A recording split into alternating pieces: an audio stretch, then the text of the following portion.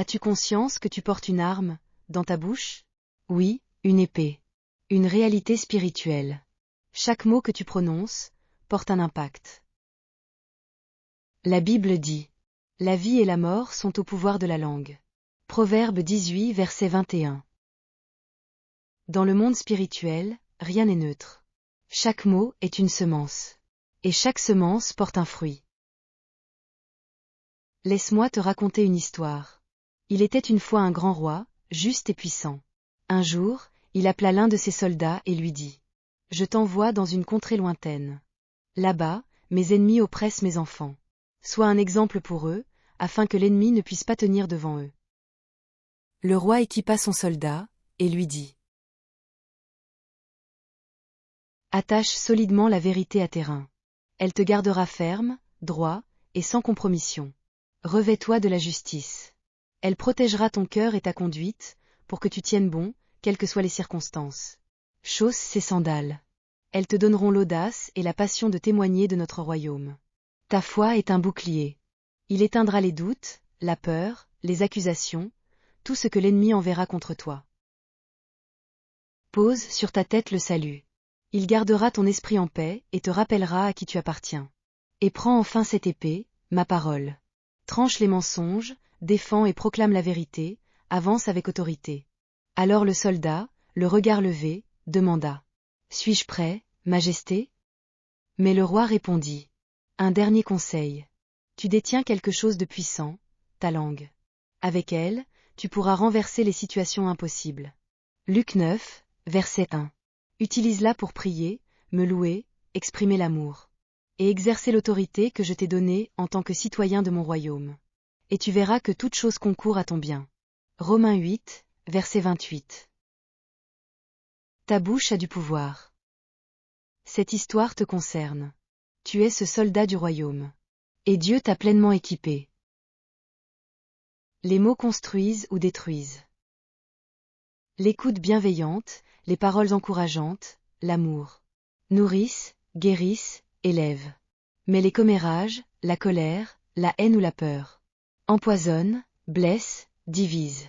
Chaque mot que tu prononces porte une semence. Que la lumière soit. Et la lumière fut. Genèse 1, verset 3. Dieu a parlé, et l'univers a été créé. Et toi? Tu es créé à son image. Tes paroles portent ce même principe spirituel. Tu peux appeler la lumière dans les ténèbres. Chaque mot est une graine. Quand tu dis « je suis béni », même si je ne le vois pas encore, tu prépares le sol pour la bénédiction. Mais quand tu dis « rien ne change jamais dans ma vie », tu arraches ce que Dieu voulait faire pousser. Ce que tu sèmes aujourd'hui, tu le récolteras demain. Ton cœur et ta bouche sont liés. La bouche parle de l'abondance du cœur. Matthieu 12, verset 34. Ce que ton cœur contient, ta bouche finit toujours par le révéler. Pour garder ton cœur, demande-toi: est-ce la vérité de Dieu ou seulement ma réalité? Mes pensées portent-elles la paix ou l'amertume? Mes paroles bénissent-elles ou blessent-elles?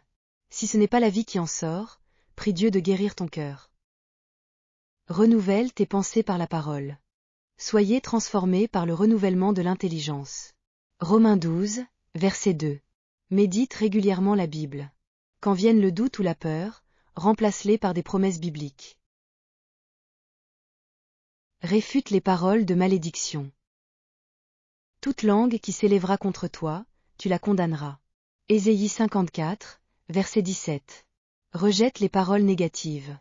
Je rejette cette parole au nom de Jésus. Proclame ce que Dieu dit de toi. Et prie pour ceux qui t'ont blessé. C'est ainsi que tu gardes ton cœur en paix. Revêt-toi de l'armure de Dieu. Revêtez-vous de toutes les armes de Dieu. Éphésiens 6, versets 10 à 18. Chaque jour, équipe-toi spirituellement. Vérité, foi, salut, parole. Prie, loue, adore. C'est là que tu tiens ferme. Souviens-toi de ton identité en Christ. Tu es racheté, adopté victorieux. Aucune pensée ni parole ne peut annuler ce que Dieu déclare sur toi. Les mots ont un pouvoir.